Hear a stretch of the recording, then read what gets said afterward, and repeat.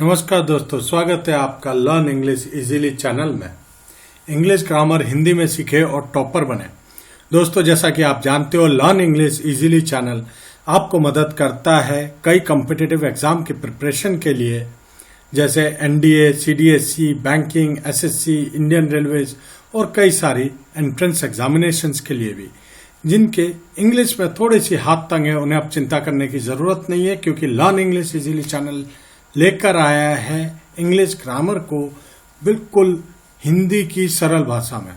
दोस्तों, समय की बर्बादी किए बगैर मुझे उम्मीद है कि आप लोगों ने प्रीवियस वीडियो देख लिए होंगे। लगभग सारे चैप्टर कंप्लीट होने वाले हैं इंग्लिश ग्रामर में।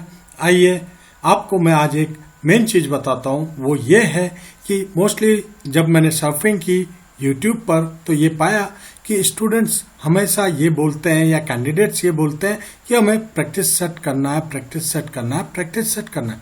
दोस्तों, जब तक बुनियाद मजबूत नहीं होती ना, तब तक महल खड़ा नहीं होता, ये याद रख लीजिएगा। तो पहले बुनियाद को मजबूत करिए। जितने भी चैप्टर अपलोड कर दिए गए हैं उनको देखिए, डायरी में बैठ के उनके नोट्स बनाइए।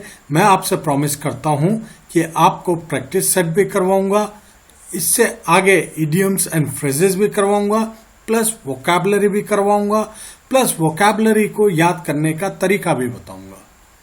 इतने आसानी से इंग्लिश चैप्टर्स की सारे की तैयारी हो जाएगी, इंग्लिश ग्रामर की तैयारी हो जाएगी, एक सब्जेक्ट की तैयारी हो जाएगी कि आपको मार्क्स स्कोर करने में बहुत फायदा मिलेगा। इंग्लिश एक ऐसा सब्जेक्ट हो जाएगा कि जिससे आप मेरिट में अच्छे से आ पाएंगे। आइए आज मैं आपको नया टॉपिक की तरफ ले जाता हूं, जो है वाच्य। आपने हिंदी ग्रामर में पढ़ा होगा वाच्य के बारे में, जिसे हम अंग्रेजी में द वॉइस बोलते हैं। दोस्तों, आज हम पढ़ेंगे वॉइस के बारे में, और आप देखते रहिएगा कि वॉइस होता क्या है और कैसे हम इसको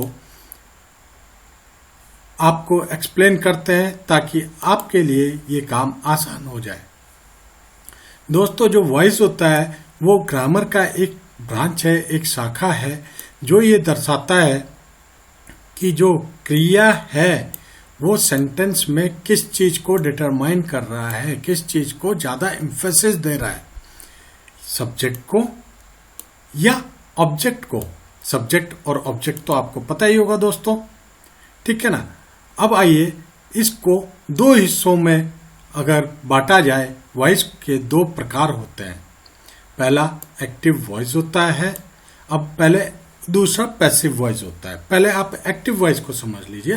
अ verb is said to be in the active voice when its subject acts और when the emphasis is on the doer और द सब्जेक्ट। इसका मतलब यह है कि एक्टिव वॉइस में तब बोला जाता है जब उसकी क्रिया एम्फेसिस किस पर देती है, डूअर पर, कर्ता पर, यानी कि सब्जेक्ट पर। ठीक है, इतना क्लियर है। ये डेफिनेशन है जी एक्टिव वॉइस का। अब एग्जांपल देखिए, मोहन सैंग अ सॉन्ग। यहां पे एम्फेसिस किस में दिया गया है, मोहन पर, ये इसका सब्जेक्ट है। गाना किसने गाया, मोहन ने गाया। ठीक है, यानी हम बोल रहे हैं कि मोहन ने गाना गाया, तो हम एम्फेसिस किस पे दे रहे हैं, मोहन पर। तब ये जाके एक्टिव वॉइस हो गया। Here the subject Mohan is a acting, right. अब आ जाइए पैसिव वॉइस। मैं एक एक एग्जांपल देकर आपको समझाऊंगा ताकि आपको ये चीज समझने में बहुत सहूलियत हो। पैसिव वॉइस क्या होता है दोस्तों? पैसिव वॉइस, अ वर्ब यानी क्रिया is in the passive voice when the subject is being acted upon or when the emphasis is on the object or the work done।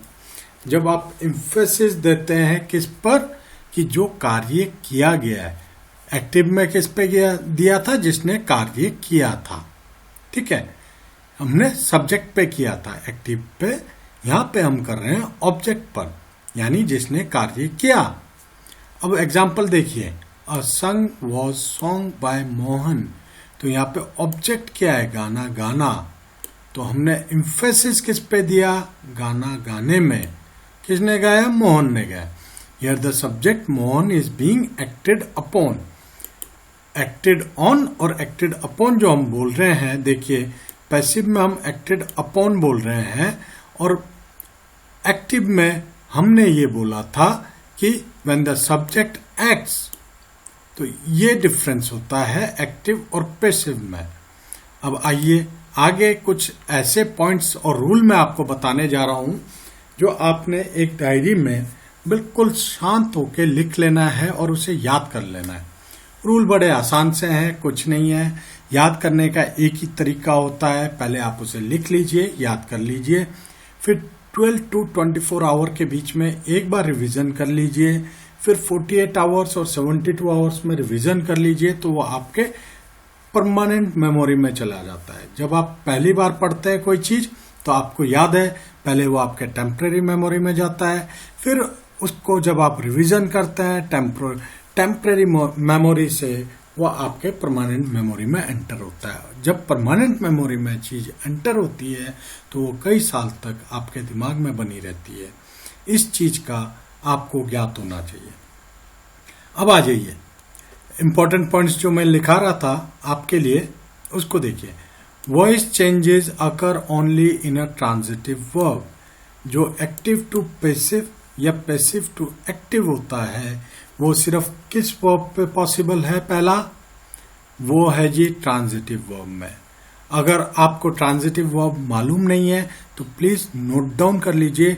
There are some sentences, कुछ वाक्य होते हैं जिसमें action passes over from the subject to the object, यानी जिसमें action subject से object पे जाता है, मतलब सब्जेक्ट टू ऑब्जेक्ट जाता है। ये चीज आपको याद करना है ट्रांजिटिव वर्ब में। अगर आपको वर्ब से रिलेटेड कोई प्रॉब्लम है तो आपसे एक रिक्वेस्ट है, प्लेलिस्ट पे जाइएगा, वहां पे वर्ब के विषय पर पूरा एक वीडियो बनाया गया है जो आपके एग्जाम के लिए बहुत ही इंपॉर्टेंट रहेगा। सारे रूल्स दे रखे हैं वहां पे। दूसरा, अच्छा इसका एग्जाम्पल बता दूं आपको। The boy picked the stone. Subject to object जा रहा है। सब्जेक्ट क्या था? The boy. बॉय ने क्या किया? स्टोन पिक किया। तो ये सब्जेक्ट टू ऑब्जेक्ट का एक उदाहरण है। The perfect continuous form of all the 3 tenses and the future continuous can not B change into passive voice. आप ये याद रख लेना, बहुत इंपॉर्टेंट चीज है। ये टेंसेज की बात कर रहे हैं। रूल नंबर 2 है ये। द वॉइस का बोलता है the perfect continuous form of all the 3 tenses. अगर आपको टेंसेज में फिर प्रॉब्लम है तो प्लीज प्लेलिस्ट पे जाइएगा, टेंसेज का वहां पे वीडियो रखा हुआ है, एक ही चार्ट में दिया हुआ है। आप चाहे तो पीडीएफ भी मंगा सकते हैं कमेंट करके, मैं आपको भेज दूंगा। आपके लिए रेडीमेड नोट्स भी हो जाएगा, वीडियो देखेंगे साथ में तो एक्सप्लेनेशन भी हो जाएगा। ठीक है। ये बोलता है कि जो परफेक्ट कंटिन्यूअस फॉर्म है तीनों टेंसेज के, जैसे present perfect continuous, past perfect continuous, future perfect continuous, ठीक है, एंड फ्यूचर कंटिन्यूअस। तो 3 टेंस के दोबारा रिपीट कर रहा हूं, ध्यान से सुनिएगा। Present perfect continuous, past perfect continuous, future perfect continuous और फिर future continuous can not be changed into passive voice. इन चीजों को, इन टेंसेस को, अगर वाक्य होगा इस टेंस का तो उसको आप पैसिव वॉइस में नहीं बदल सकते। ठीक है। अब कुछ एग्जाम्पल देख लीजिए एक्टिव और पैसिव वॉइस का, तो आपको और क्लियरिटी आएगी। फिर आगे और रूल समझाऊंगा। देखिए, Mohan has burn the shop, right. ये एक्टिव था क्योंकि हमारा यहां पे सब्जेक्ट क्या था? मोहन। बर्न द शॉप क्या था हमारा? ऑब्जेक्ट। ठीक है। अब इसे अगर आपने पैसिव में करना है तो एम्फेसिस अब किस पे आएगा? ऑब्जेक्ट पे। The shop has been burn by Mohan. दुकान किसने जलाई? मोहन ने। एम्फेसिस किस में दे रहे हो आप? शॉप पे। Similarly people speak English all over the world, right. अब इसका पैसिव करने के लिए बोला तो ये हो जाएगा English is spoken all over the world. यहां पे देखना ऑल ओवर द वर्ल्ड आ गया है, पीपल हटा दिया गया है पैसिव से। मैं आगे समझाऊंगा आपको, आगे वीडियो में आएगा ये, सिर्फ आप ये डायरी में नोट करके रख लीजिए। अभी पार्क करिए इस चीज को, जब हम डिस्कस करेंगे तो आपको समझ में आएगा। They built the bridge last year, the bridge was built last year. They जो सब्जेक्ट था वो हटा दिया, पहले एम्फेसिस सब्जेक्ट पे था एक्टिव में, अब एम्फेसिस किस पे है आपका, ब्रिज पे। डूअर कौन था, दे जो करता था, जो कर रहे थे कार्य ब्रिज बनाने का, वो रिमूव कर दिया गया यहाँ से पैसिव में। ये दो सिमिलर एग्जाम्पल हैं, आगे आएंगे, प्लीज नोट करके रखिएगा। The boy beat the child, तो पैसिव होगा इसका, the child was beaten by the boy, right. From the above example, it is clear that we use active voice when we are more interested in the doer or agent. इन उदाहरणों से ये clear होता है कि जब हम emphasis या हमारा इंटरेस्ट डूअर और एजेंट यानी कर्ता जो कार्य कर रहा है उसे कर्ता कहते हैं ना, उस पर है तो एक्टिव वॉइस का इस्तेमाल होता है। And when we use passive voice when we are interested in the object of the action, हम एक्शन पर ज्यादा इंटरेस्टेड होते हैं, एम्फेसिस होते हैं। देखिए ऊपर वाले एग्जाम्पल में फिर दोबारा रिपीट कर रहा हूं, the boy beat the child, किसने पिटा, बॉय ने, तो हम जिसने पिटाई की उस पर ज्यादा इंटरेस्टेड है। अब यहां पे हम ऑब्जेक्ट पे आ गए, the child was beaten by the boy, passive में हम इस चीज पे ज्यादा फोकस कर रहे हैं कि चाइल्ड की पिटाई हुई है लड़के के द्वारा, ठीक है। तो ये डिफरेंस होता है एक्टिव और पैसिव वॉइस में। अब मैं जो आपको बताने जा रहा हूं, जो मैंने आपको ऊपर सर्कल करके बताया था कि हमने वहां से सब्जेक्ट हटा दिया है, अभी अभी बताया, शायद आपको याद होगा।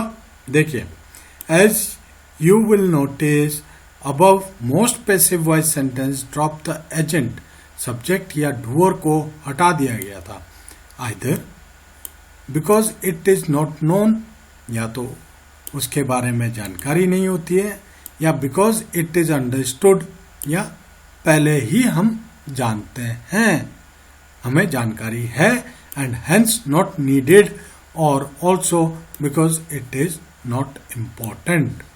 तो ऐसा किस लिए होता है, या तो हम उसके बारे में जानते ही नहीं है, या हमें ऑलरेडी जानकारी होती है वाक्य के द्वारा, या उसकी जरूरत नहीं होती है, ठीक है, ये चीज होती है। अब आइए, in order to convert into passive voice certain rule need to be observed. दो रूल ऊपर लिखा चुका हूं आपको, ये तीसरे रूल पे आ जाइए। जब भी आप एक्टिव से पैसिव में कन्वर्ट करेंगे तो देखिए फॉर्मूला क्या डिराइव किया हुआ है हमने। First of all, the arrangement of the word of the active voice sentence is changed. पहला तो उसका जो थोड़ा कलर चेंज कर लें, कलर पे मजा नहीं आ रहा है, 1 मिनट दीजिएगा हमें, हम कलर पे थोड़ा सा चेंज लाना चाहते हैं, ठीक है। 1 minute, hold the line please.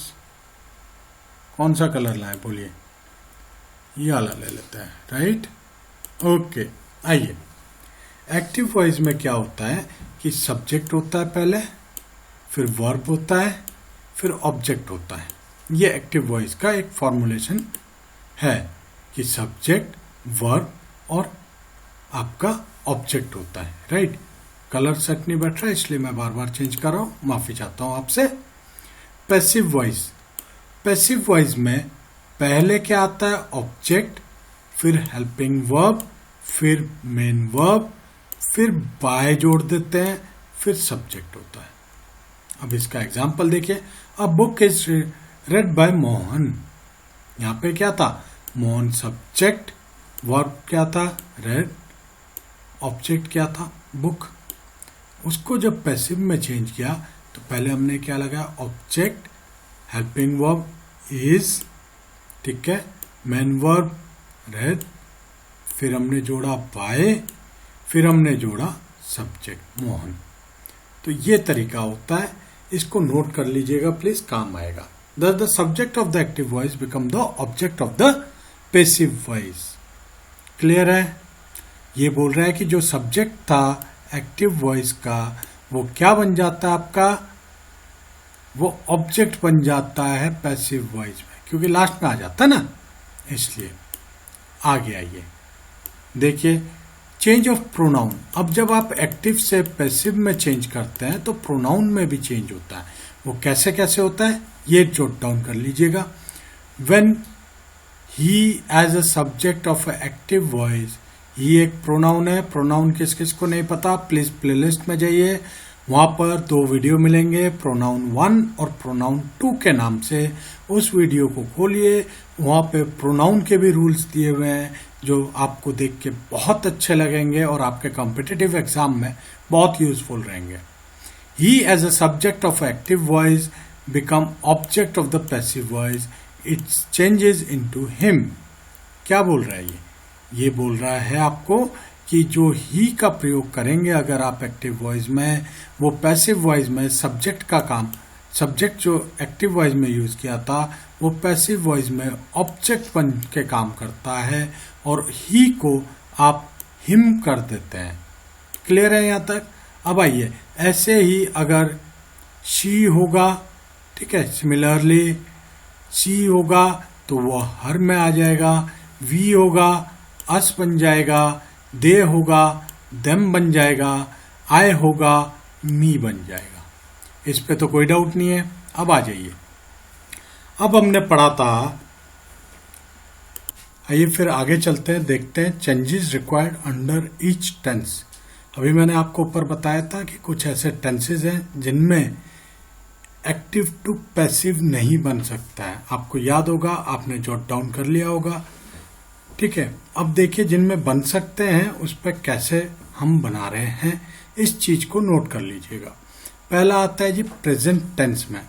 अब प्रेजेंट टेंस में इनडेफिनिट में असर्टिव सेंटेंसेस के अंदर कैसे बनता है, यहां पर हम लोग क्या करते हैं कि जो फर्स्ट फॉर्म ऑफ वर्ब होता है उसे थर्ड फॉर्म में चेंज करते हैं और इज एम आर लगाते हैं depending on the number and the person of the subject in the active voice. मतलब ये बोल रहा है कि जो भी नंबर और जो भी सब्जेक्ट होता है उस हिसाब से हम लोग इज एम आर लगाते हैं। क्लियर है आपको? नहीं है तो एक बार और समझ लीजिए। जब प्रेजेंट टेंस में इनडेफिनिट के अंदर हम लोग एक्टिव टू पैसिव करते हैं, जैसे ये एक्टिव से पैसिव कर रहे हैं, उस केसेस में हम वर्ब की थर्ड फॉर्म को यूज करते हैं और इज एम आर का प्रयोग करते हैं depending on the number and a person of the subject in the active voice. अब इसका एग्जाम्पल मैं आपको आगे समझाता हूं। देखिए, द बॉय मेक्स टॉयज, ये आपका एक्टिव वॉइस है। Is that clear? This is your active voice. Now toys are made by the boy. Make का थर्ड फॉर्म क्या आता है वर्ब का? मेड। जिन्हें ये नहीं पता है, याद नहीं है, अगेन बोलूंगा, प्लेलिस्ट में वर्ब के ऊपर बना रखा है पूरा वीडियो, जाके प्लीज चेक करिए और पढ़िएगा। बाय द बॉय, ठीक है। अब हम आर क्यों इस्तेमाल कर रहे हैं यहाँ पे? बताया था आपको इज एम आर का प्रयोग होगा, जो यहाँ पे सब्जेक्ट बन जाएगा। ऑब्जेक्ट जो एक्टिव वॉइस में था वो जब इधर सब्जेक्ट बन जाता है तो आपको ये देखना होता है कि ये सिंगुलर है, प्लूरल है, क्या है, और उस हिसाब से ही एज एम आर लगता है। इसके बारे में मैंने प्रीवियस वीडियो में भी बताया हुआ है, होप आपको क्लियर होगा। अब सेकंड क्वेश्चन है या एग्जाम्पल है, you vex me. It's a active voice. Vex माने इरिटेट करना होता है, ठीक है। I am vexed by you, ये पैसिव में हमने चेंज किया। आई के साथ एम लगता है, आपको पता है। वैक्स का थर्ड फॉर्म वैक्स्ड हो जाएगा वर्ब का, तो ये पैसिव हो गया। शी एनॉयज हिम, ये एक्टिव वॉइस है। प्रेजेंट इंडेफिनिट की बात कर रहा हूं, नोट करिएगा। ही इज एनॉयड बाय हर। अब देखिए, ही थर्ड पर्सन आ गया, इज प्रेजेंट इंडेफिनिट है, इज लग रहा है, वर्ब का थर्ड फॉर्म लग रहा है, राइट। तो ये आपका पैसिव हो गया। अब आइए आगे देखते हैं और ये नोट कर लीजिएगा। Thus you will notice that apart from the following, the first two rule have changed the verb from the first to third form. ये बताया अभी आपको। We have also added is, am, are according to the nature of the object in the active voice which has become the subject in the passive voice. उम्मीद है आपको subject और object पता चल गया होगा, बार बार एक्सप्लेन कर रहा हूं। अगर नहीं है तो कोई शर्माने की जरूरत नहीं है, आप प्लीज कमेंट में कमेंट करके पूछिएगा। मैंने बोला था शुरू में, जब बुनियाद मजबूत होगी तो महल भी सुंदर और मजबूत खड़ा होगा। अगर बुनियाद ही मजबूत नहीं होगी तो महल खड़ा भी होगा तो गिर जाएगा। इसलिए दोस्तों, बेसिक्स पे बहुत ध्यान देना जरूरी है। पहले बेसिक इंप्रूव कर लीजिए, 15 से 20 दिन के 2 घंटे, फिर उसके बाद प्रैक्टिस सेट, राइट। अब आ जाइए, for transforming interrogative sentence under this tense, मतलब प्रेजेंट इंडेफिनिट में अगर इंटरोगेटिव सेंटेंस में एक्टिव टू पैसिव बनाना हो तो कैसे बनता है, इस चीज के बारे में आगे बताता हूं मैं आपको। इंटरोगेटिव का मतलब पता है, प्रश्नवाचक वाक्य, ठीक है। अब देखिए एग्जाम्पल देखिएगा, does she want a book, ये एक्टिव वॉइस है इंटरोगेटिव का। अब इसे अगर आपने पैसिव में करना है तो इसे लिखेंगे is a book wanted bye हर, ठीक है। इज अ बुक एक सिंगुलर बुक है, इज लगेगा, आर नहीं लगेगा, वांट का थर्ड फॉर्म वांटेड हो जाएगा और फिर जो शी था उसका हर हो जाएगा। ये मैंने आपको ऊपर समझा रखा है। अब आगे इसे फिर एक्सप्लेन कर रहा हूं, नोट डाउन कर लीजिए। For interrogative sentence of the active voice beginning with who or who, the passive voice will be formed by changing who into by whom। ये बोल रहा है अगर कोई इंटरोगेटिव सेंटेंस एक्टिव वॉइस में हु से स्टार्ट होता है तो आपका जब हु चेंज होता है पैसिव में तो जाके उसे whom कर देते हैं, ठीक है। ये नोट कर लीजिएगा, भूलिएगा मत प्लीज। आगे आइए, प्रेजेंट इंडेफिनिट कर लिया, प्रेजेंट कंटिन्यूअस पे देखिए। अब एसेटिव सेंटेंस में क्या होता है, to get the passive voice the verb is used in its third form. Verb पहले भी इंडेफिनिट में भी हम लोग थर्ड फॉर्म में यूज कर रहे थे, प्रेजेंट इंडेफिनिट के इंटरोगेटिव में भी हम लोग थर्ड फॉर्म में यूज कर रहे थे, ठीक है। अब सिंपल यहां पर प्रेजेंट कंटिन्यूअस में एक चेंज आता है, देखिए वो क्या आता है, being is inserted between is, am, are and the verb. Is, am, are और वर्ब के बीच में आप बीइंग लगा देते हैं। आइए एग्जांपल देखिए, I am eating an egg, ठीक है। ईटिंग लग गया तो आपको पता चल जाना चाहिए प्रेजेंट टेंस की बात हो रही है। कौन से टेंस की, कंटिन्यूअस टेंस की, क्योंकि एम भी साथ में, प्रेजेंट कंटिन्यूअस की बात हो रही है। अब इसे जब आप पैसिव में चेंज करेंगे ये आपका होगा an egg is being eaten by me. I का क्या हो जाता है, मैंने आपको समझाया था, आई का आपका हो जाएगा मी, ठीक है। और वर्ब क्या थी यहाँ पे, ईट, ईट का थर्ड फॉर्म आ गया ईटन। और हमने ये बताया था आपको कि इज और वर्ब के बीच में यानी हेल्पिंग वर्ब जो भी लगे, इज, एम, आर और वर्ब के थर्ड फॉर्म के बीच में बीइंग इंट्रोड्यूस किया जाता है या इंसर्ट किया जाता है। In case of any interrogative sentence is am are will be placed before the subject. जब आप एक्टिव से पैसिव में चेंज करेंगे प्रेजेंट कंटिन्यूअस को, तो आप इज एम आर जो सब्जेक्ट नया बनेगा उसके आगे इज लगाएंगे। ये होता है एक्टिव टू पैसिव में। जैसे am I eating an egg, अब ये आपका इंटेरोगेटिव क्वेश्चन है, इंटेरोगेटिव सेंटेंस है, तो यहां पर इसे चेंज करने के लिए पैसिव में इज पहले लग जाएगा। Is an egg being eaten by me, ठीक है, बीइंग इंसर्ट करना है थर्ड फॉर्म ऑफ वर्ब और इज के बीच में। क्लियर है? अब आ जाइए प्रेजेंट परफेक्ट में। देखिए present perfect here been is put between has और हैव। टेंसेस पढ़ा था आपने, वहां पे भी प्रेजेंट परफेक्ट था और हमने हैज और हैव का कैसे यूज किया था सारा एक्सप्लेन किया हुआ है। अगर आपको नहीं पता है तो प्लीज टेंसेस वाले वीडियो में जाइए, प्लेलिस्ट में। प्लेलिस्ट ढूंढना बहुत आसान है, ज्यादा वीडियोस नहीं है, तभी मैं मोस्टली हर चैप्टर का एक वीडियो में कंप्लीट करता हूं, चाहे उसके लिए मुझे एक घंटे की रिकॉर्डिंग या दो घंटे की रिकॉर्डिंग करनी पड़े। आपकी सहूलियत को ध्यान में रखा जाता है। अगर मैं टुकड़ों में बनाऊंगा ना, वो आपको समझने में बहुत दिक्कत आएगी, ठीक है।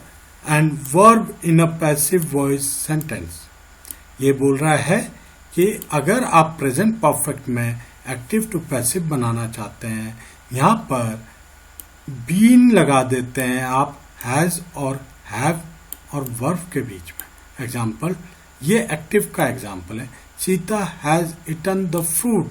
अब इसका क्या बनेगा?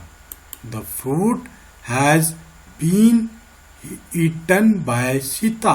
देखिए आया, the fruit has been eaten by Sita.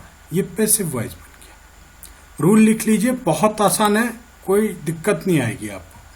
अब देखिए प्रेजेंट परफेक्ट इंटरोगेटिव में कैसे करेंगे।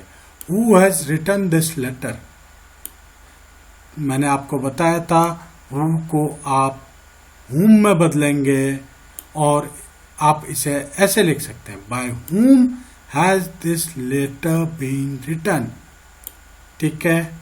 अब आगे आ जाइए, have you seen the play, active voice, has the play been seen by you.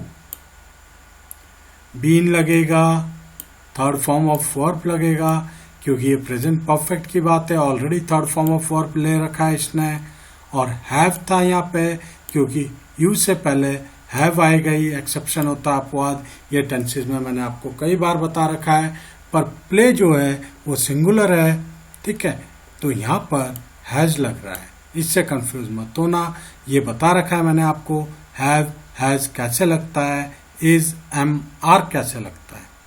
अगर फिर भी डाउट है तो प्लीज कमेंट करके पूछिएगा। अब आइए पास्ट टेंस में देखते हैं हम कि पास्ट टेंस में ये कैसे परफॉर्म करता है।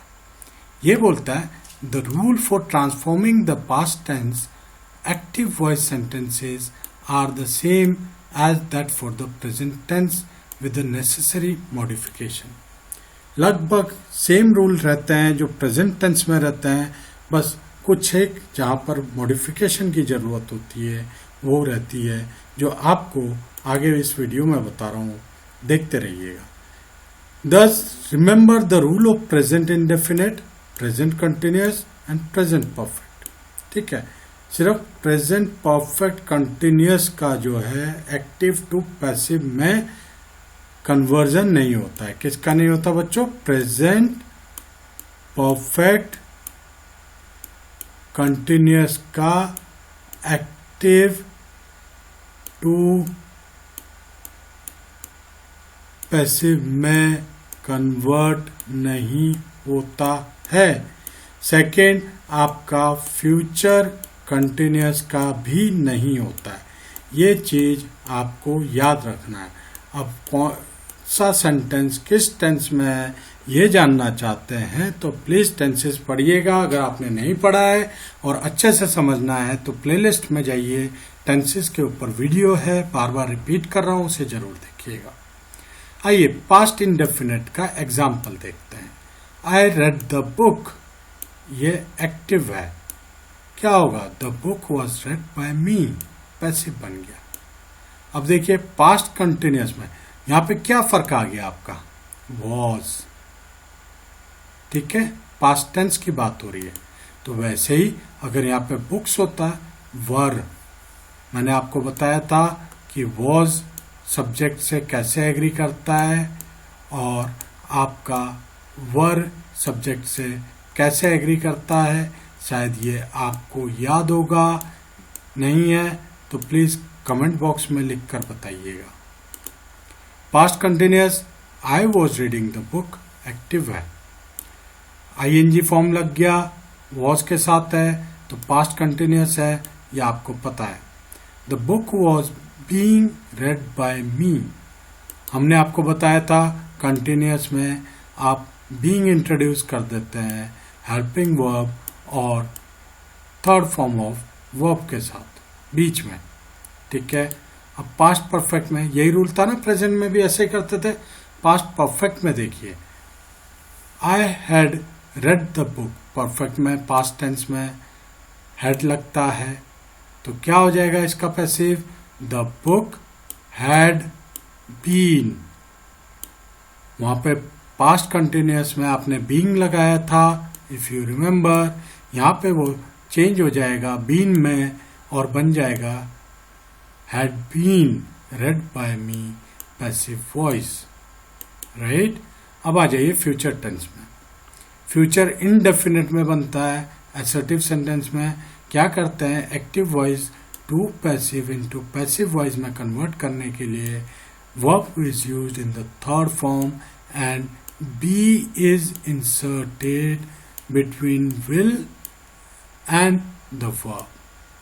सिंपल, कुछ नहीं है कंफ्यूजन। अगर सेंटेंस आपका फ्यूचर इंडेफिनिट में है और उसको एक्टिव से पैसिव वॉइस में कन्वर्ट करना है तो आप वहां पर थर्ड फॉर्म ऑफ वर्ब लगाएंगे प्लस साथ में बी को आप क्या करेंगे?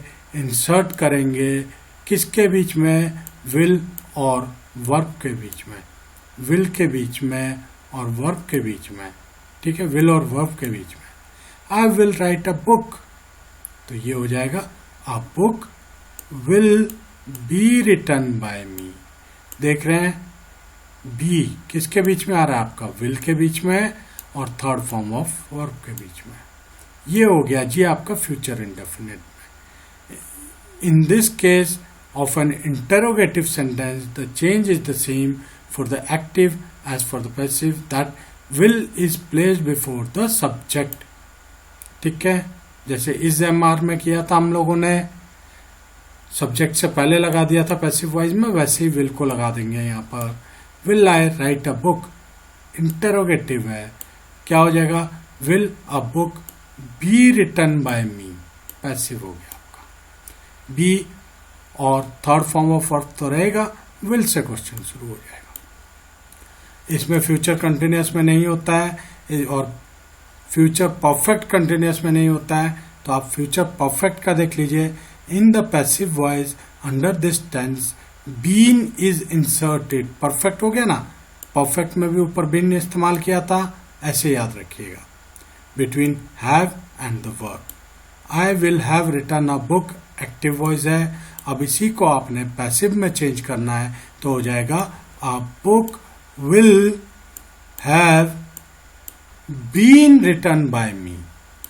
यही समझाया अभी आपको कि पैसिव वॉइस में बीन इंसर्ट कर देंगे हैव और वर्ब के बीच में। आई विल, ठीक है, हैव ये है, आपने बीन इंट्रोड्यूस कर दिया, इंसर्ट कर दिया किसके बीच में?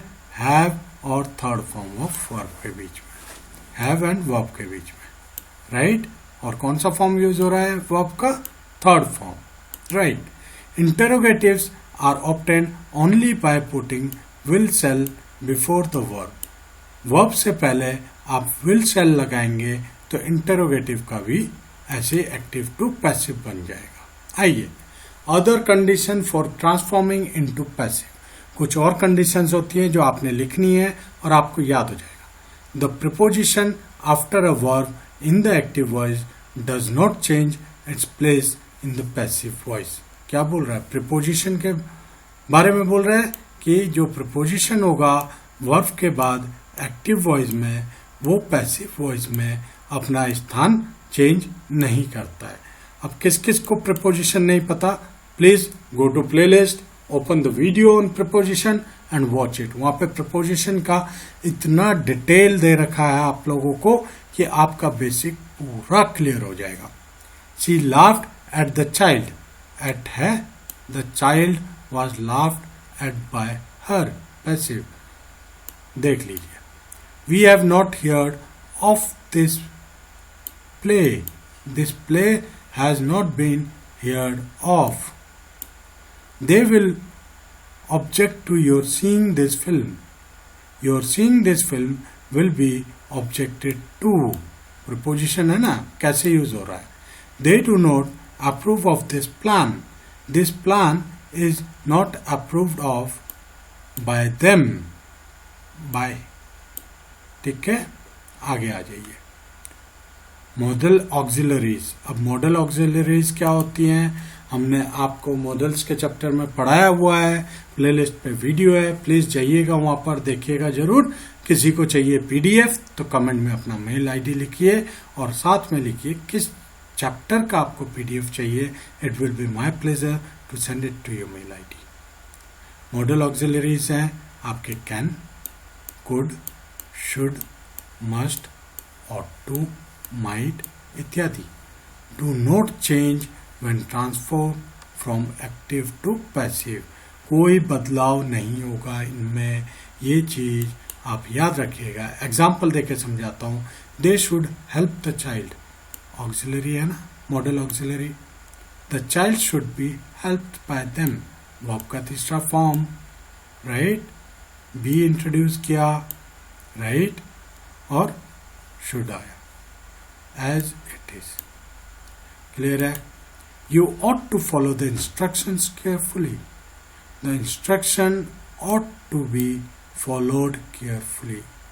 Again, third form of verb, right? Be introduce किया। be कहाँ इंट्रोड्यूस कर रहे थे? फ्यूचर के कौन से टेंस पे कर रहे थे? याद है आपको?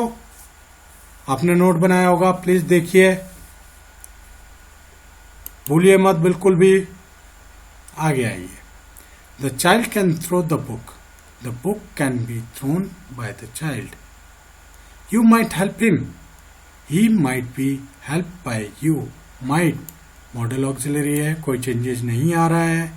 सब्जेक्ट टू ऑब्जेक्ट में था, एक्टिव में। ऑब्जेक्ट को यहाँ पर हमने सब्जेक्ट बना दिया और सब्जेक्ट को यहाँ पर हमने ऑब्जेक्ट बना दिया। वर्ब का तीसरा फॉर्म यूज कर लिया। अब तो आप मास्टर बन गए होंगे अभी तक। और मॉडल ऑक्सिलरीज को ऐसे रहने दिया, बी जोड़ दिया, क्योंकि ये सेंटेंस कौन सा है?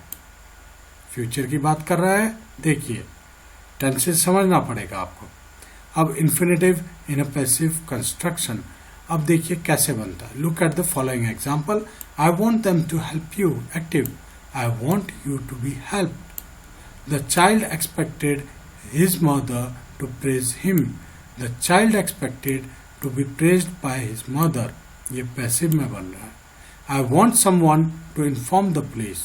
I want the police to be informed, passive. तो कंफ्यूज बिल्कुल मत होना। आपको सारे मेथड, सारे रूल बता चुका हूं, नोट डाउन करिए, रिवीजन करिए। 12 to 24 आवर में एक बार रिवीजन, 48 आवर में एक बार रिवीजन, 72 आवर्स में एक बार रिवीजन, घुस जाएगा आपके परमानेंट मेमोरी में। ठीक है। Participles in a passive construction. अब पार्टिसिपल्स में पैसिव कंस्ट्रक्शन कैसे होता है? I saw him turning the key. I saw the key being turn by him. I हेard her shouting at the child. I heard the child being shouted at by her. Clear है? Example आ गया ये। Switch off the fan, active है। Let the fan be switched off, आपने देखा कुछ difference? We have introduce let. इसके बारे में आगे वीडियो में बताता हूं, देखते रहिएगा पूरे ध्यान के साथ। ब्रिंग द चाइल्ड, ये एक्टिव है, the child, let the child be brought, passive हो गया. Please forgive him, active. You are requested to forgive him, passive. Open the gate, let the gate be open, passive. ये बोल रहा है कि all imperative except request use let in a passive construction. जितने भी imperative sentence होंगे जब आप उन्हें एक्टिव टू पैसिव कन्वर्ट करते हैं, अपवाद के तौर पर सिर्फ रिक्वेस्ट, जहाँ पे आप रिक्वेस्ट कर रहे हैं, ठीक है, वहां पर लेट का इस्तेमाल नहीं होगा. बाकी सारी जगह इम्पेरेटिव वाक्य में आपको लेट का इस्तेमाल करना पड़ेगा. Please become, you are requested to in passive. मतलब एक तो ऑल इम्पेरेटिव में आप रिक्वेस्ट को छोड़ रहे थे और लेट का इस्तेमाल कर रहे थे रिक्वेस्ट वाले वाक्यों को छोड़ के, पर जब आप रिक्वेस्ट करते हैं तो किसी को प्लीज लगाते हैं, वो क्या बन जाता है पैसिव में, यू आर रिक्वेस्टेड टू. ठीक है, पैसिव में ऐसे इस्तेमाल करते हैं प्लीज को कन्वर्ट करने के लिए पैसिव में. अब इसका एक एग्जाम्पल भी हम आगे देखेंगे. ठीक है, हमने यहां पे दिया था प्लीज फॉरगिव हिम, तो वो क्या हो गया, प्लीज कन्वर्ट हो गया यू आर रिक्वेस्टेड टू. यही चीज अभी हमने आपको समझाया. Please become you are requested to, मतलब प्लीज जो है वो क्या बन जाता है पैसिव में, यू आर रिक्वेस्टेड टू. आइए, सम पैसिव कंस्ट्रक्शन हमने कर लिया. आगे देखिए, एक वाक्य को आप दो बार भी या दो तरीके से भी पैसिव लिख सकते हैं. वो चीज मैं आपको दिखाने जा रहा हूं. ये एक यूनिक मतलब अलग सा रूल है जो आपको याद रखना पड़ेगा. People say that she is a liar, ये एक एक्टिव है sentence, voice, right. It is said that she is a liar. दूसरा, she is said to be a liar. दोनों पैसिव करेक्ट हैं. Everyone knows that he is a rich man, active. It is known that he is a rich man, passive. He is known to be a rich man is also a passive for the same sentence, right. Verbs denoting a state in a passive form. अब कुछ ऐसे verb होंगे जो आपको passive form में दिखाएगा. वो देखिए कैसे है. This cup contains tea. Tea is contained in this cup. Contained. Novels interest me. I am interested in novels. Active to passive चल रहा है. आगे देखिए, he vexed me greatly. देखते हैं, vex का मतलब क्या बताया था मैंने आपको, इरिटेट करना. ऐसे ही वोकैबुलरी इंप्रूव होगा. डिक्शनरी साथ में रखिए. ठीक है, जो जो डिक्शनरी लेके बैठा है प्लीज कमेंट करके बताइएगा मेरे को. तो ये चेंज होगा. I was greatly vexed by him. His performance surprised her. Active sentence, active voice का है. She was surprised at his performance. Passive voice का, right? तो दोस्तों, आज हमने कवर किया active passive voice. Thank you very much for watching the video. कोई भी डाउट है प्लीज कमेंट बॉक्स पे लिख कर बताइएगा. कुछ समझ में नहीं आता है जरूर पूछिएगा. आपको इस चैप्टर का पीडीएफ भी चाहिए तो कमेंट बॉक्स में अपना ईमेल आईडी भेजिएगा. मुझे बड़ी खुशी होगी आपको रिस्पॉन्स करने में. मेरी आपसे यही दुआ है, ईश्वर से दुआ है कि आप जिस भी एग्जाम की तैयारी कर रहे हैं उसमें ईश्वर आपको सफलता दे. अगर आप कड़ी मेहनत कर रहे हैं और सही तरीके से मेहनत कर रहे हैं तो आपको सफलता निश्चित ही मिलेगी. घबराने की जरूरत नहीं है. लॉकडाउन पीरियड चल रहा है, इस पीरियड का पूरा फायदा उठाइए. घर बैठ के यूट्यूब चैनल पर इस टाइप के चैनल को देखकर, मैं ये नहीं बोलूंगा कि सिर्फ मेरा चैनल देखिए. अगर आपको इस चैनल से फायदा होता है तो जरूर देखिए, क्योंकि फायदा आपका है. मैं तो वीडियो बना रहा हूँ, वीडियो अपलोड कर रहा हूँ. अब इससे फायदा लेना न लेना, जो समझाया जा रहा है उसका पालन करना न करना आपके हाथ में है. रिवीजन कैसे करना है यहाँ तक कि मैं आपको बता रहा हूँ। परमानेंट मेमोरी में कैसे डालना है ये भी बता रहा हूँ। हर बच्चे का एक अलग लर्निंग कर्व होता है, किसी को जल्दी याद हो जाता है, किसी को लेट याद होता है, पर याद जरूर होता है।